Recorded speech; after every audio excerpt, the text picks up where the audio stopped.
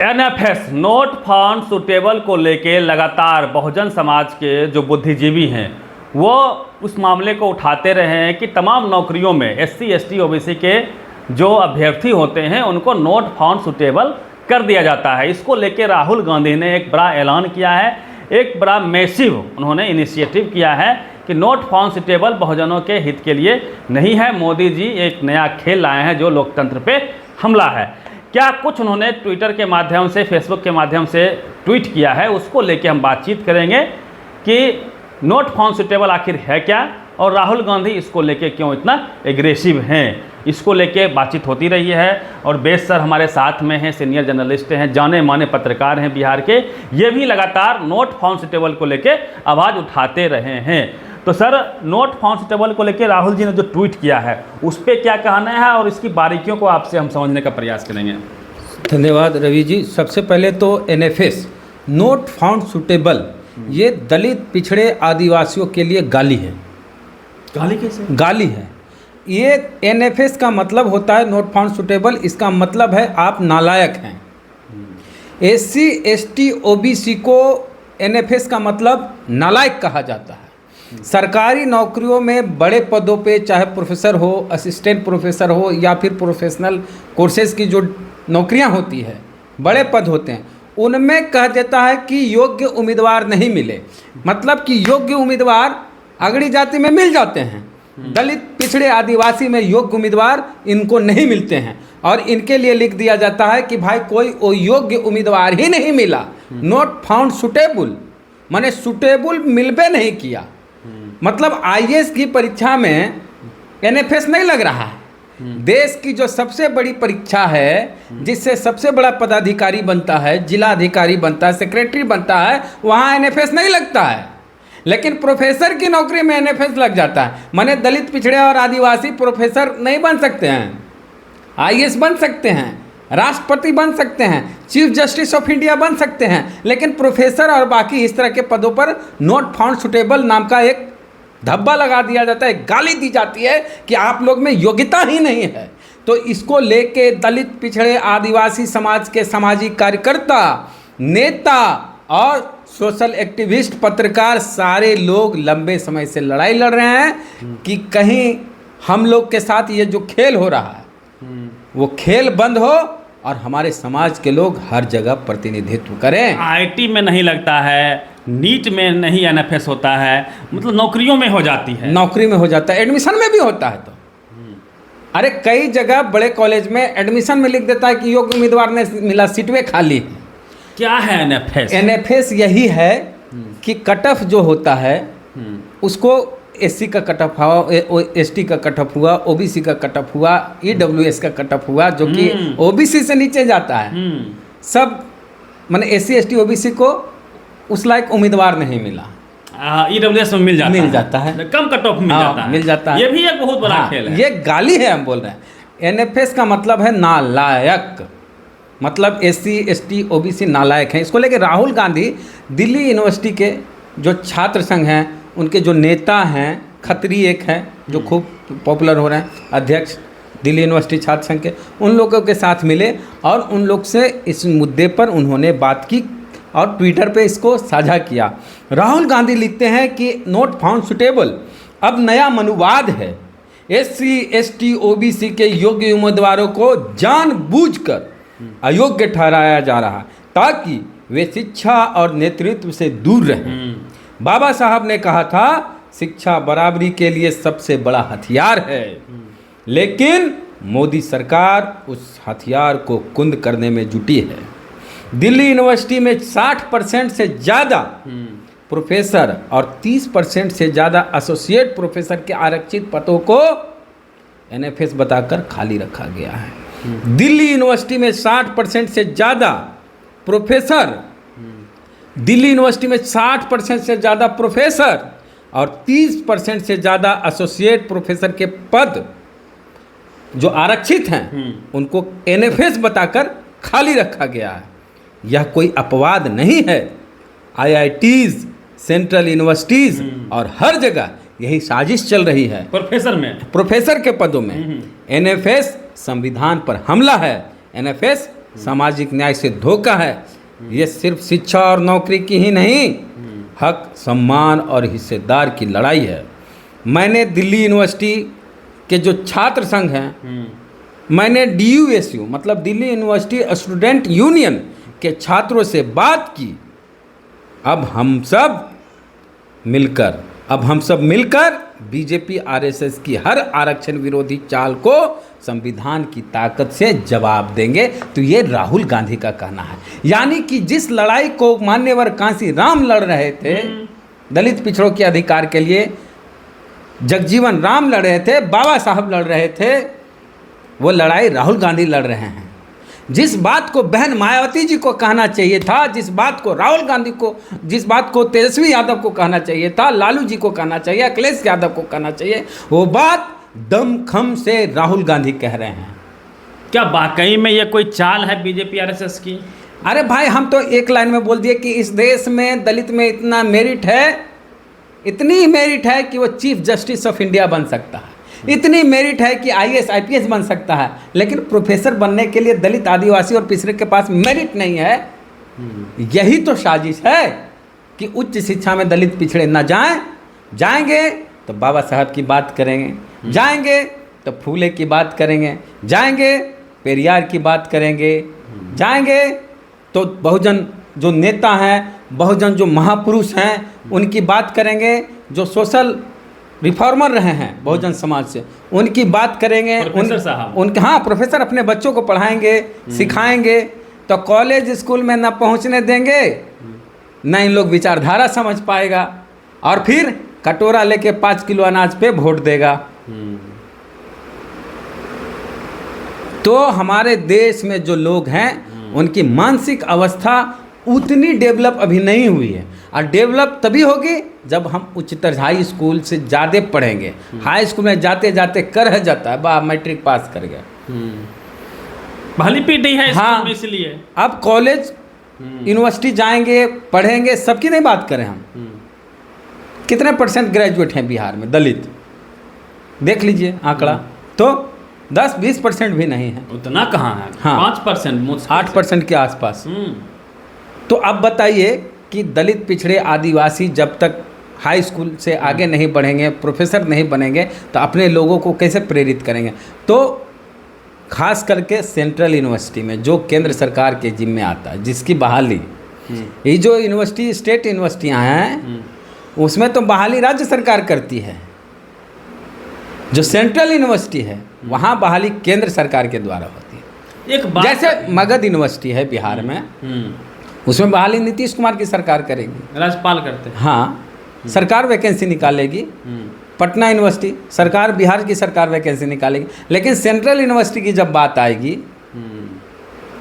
IIM की बात आएगी, IIT की बात आएगी, तो प्रोफेसर की बहाली कौन करेंगे?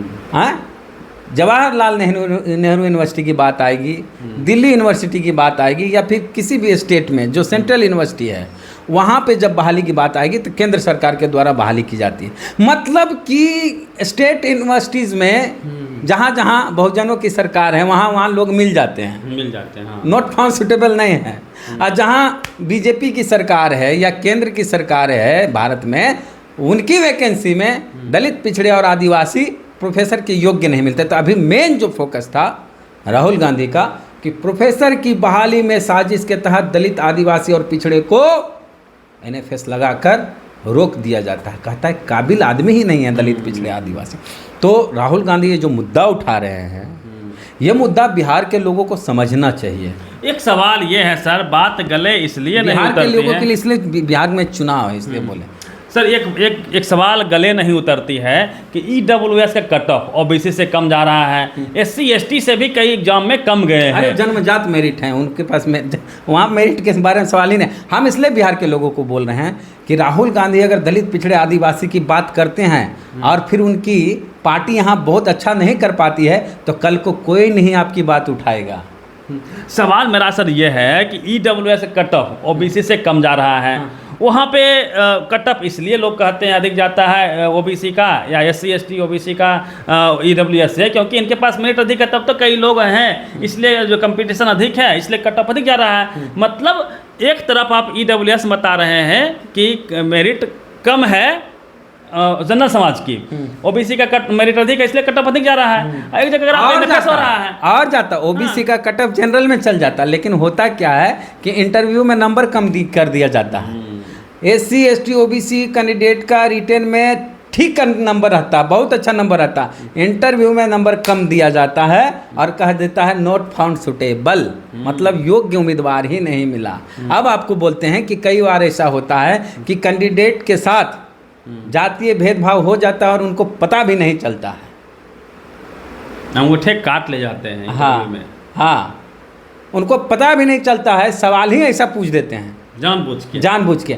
अब गया अगड़ी जात का कैंडिडेट, उससे पूछेगा भारत का पहला राष्ट्रपति कौन है, बोलेगा डॉक्टर राजेंद्र प्रसाद। और गया दलित पिछड़ा, बोला अमेरिका का 15वां राष्ट्रपति कौन है बताओ, बोला बोला था हमको आता ही नहीं था। इसको लगेगा मुझे तो आता ही नहीं था,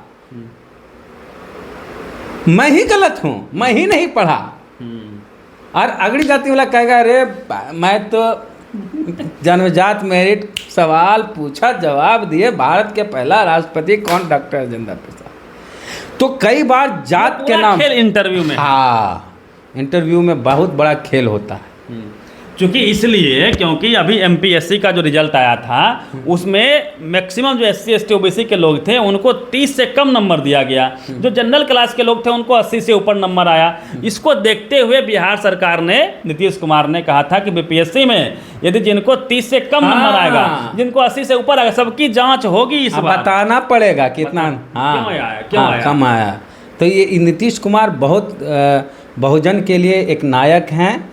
एक समय रेलवे के ग्रुप C में इंटरव्यू होता था, उसको नीतीश कुमार जब रेल मंत्री थे तो ग्रुप C के एग्जाम में इंटरव्यू खत्म करवाए थे। क्यों करवाए थे? इन्हीं सब कारण से किए थे। इंटरव्यू खत्म होना चाहिए हर ग्रेड में नहीं खत्म होना चाहिए। इंटरव्यू में जो पैनलिस्ट होते हैं उसमें दलित पिछड़े होना चाहिए, सबकी भागीदारी होनी चाहिए। हाँ, राहुल गांधी एक किस्सा सुनाते हैं, वही छात्रों का एग्जाम दूसरे प्रोफेसर लिए, वही छात्रों का एग्जाम दूसरा प्रोफेसर लिए, तो अंतर हो गया रिजल्ट में। यहाँ विद्यार्थियों के लिए बहुत ज़्यादा बदलाव की ज़्यादा ज़रूरत नहीं है। यहाँ जो इंटरव्यू लेता है उनको बदलिए, वही मनुवादी हैं। मतलब ये कि एक बात है, जाति कभी नहीं जाती है, मतलब चपरासी हो या चीफ जस्टिस हो। हाँ, यही इसीलिए तो रोका जा रहा है कि हायर एजुकेशन में जाएंगे फिर इंटरव्यू लेंगे, इंटरव्यू लेंगे तो फिर वही करेंगे, अपने समाज के लोगों को जेन्युइन नंबर देंगे, तो जेन्युइन नंबर देंगे तो पास कर जाएगा। ये उस लेवल पे जातिवाद है क्या? बिल्कुल है जातिवाद। अब गांव से उठ के शहरों में आज ही नहीं, शुरू से है जातिवाद, हर जगह है, हर कोने में जातिवाद है। हम लोग जातवाद जो हो रहा है उसकी बात करते हैं तो लोग कहता है कि यही जातिवाद कर रहा है। अरे एक भाई जो जातिवाद से सबसे ज़्यादा पीड़ित है, सबसे ज़्यादा शोषित है, वो जातिवाद कर पाएगा क्या? संभव नहीं है। हाँ, उसके खिलाफ हम लोग लड़ रहे हैं, वही उसके विरोध में लड़ रहे हैं। राहुल गांधी जिस प्रकार से मुद्दा उठा रहे हैं, बिहार में आकर उन्होंने फूले फिल्मों को देखा, दलित छात्रावास हो जाने का प्रयास कर, उन्होंने अनाउंस कर दिया है कि हर छात्रावास हम जाएंगे। 27 को उनको आना था, हालांकि कैंसिल हो गया, लेकिन हर छात्रावास में जाएंगे और हर वो मुद्दा जो दलित पिछड़ा आदिवासी का है उसको उठाएंगे। इसको आप कैसे देखते हैं? क्या यह चुनाव से प्रेरित है या फिर वाकई में राहुल गांधी के अंदर, राहुल गांधी का बहुजनकरण हो गया है, उनके अंदर जो सामाजिक न्याय का जिन है वो उत्पन्न हो गया है? देखिए, शुरू जो हम लोग फेसबुक पे लिखते थे आज से 10 साल पहले, तो लोग कहते थे कि वेद प्रकाश जातिवादी है। हम SC ST OBC की बात करते थे, आरक्षण की बात करते थे, भागीदारी की बात करते थे, तो लोग आरोप लगाते थे कि तो जातिवादी करता है, ये जातिवादी है, जातिवाद करता है। लेकिन धीरे धीरे जो हमारे नेता है, मांझी जी जैसे मुख्यमंत्री रहते हुए बोल दिए थे कि दलित पिछड़े आदिवासी इस देश के मूल निवासी सवर्ण विदेशी हैं। तो ये सब बामसेफ में जो ट्रेनिंग दी जाती है, बामसेफ के लोगों के बीच जो बातचीत होती है, बंद कमरे में जो बात कही जाती थी, उसको मांझी जी सार्वजनिक मंच पे बोल दिए थे। तो धीरे धीरे जो लोग संकोच करते थे बोलने में, अब देखिए जातीय जनगणना की बात आ रही है। हम शुरू में जात पूछते थे तो कहता था देखो जातिवादी, अब तो सरकार पूछ रही है कि आप कौन जात हैं। तो देखिए, अगर आप इस पे नहीं आएंगे तो आप चुनाव नहीं जीत पाएंगे, क्योंकि बीजेपी एक तरफ कह दिया कि हिंदू के नाम पर, प्रत्यक्ष अप्रत्यक्ष तौर पर बीजेपी का एक मंशा उनकी है कि हिंदू के नाम पे, तो अगर वो हिंदू करेंगे तो हिंदू मुस्लिम को छोड़ देंगे, कहेंगे हिंदू मेरा है, 80-85% वोट हो जाएगा इनका। तो आप इसके खिलाफ इसका काट क्या है? आप बहुजन नहीं करेंगे तो आप बहुजन करेंगे तो फिर 80% पर आपके पास आ सकता है। अब भाजपा के पिच पे खेलिएगा तो भाजपा जीत जाएगी। इसलिए राहुल गांधी का जो स्टैंड है वो सामाजिक न्याय का स्टैंड है। और अगर राहुल गांधी ये सारी बातें कर रहे हैं और अपने अपने राज्य में जहां उनकी सरकार वहां लागू करके दिखावें तब ज़्यादा भरोसा होगा।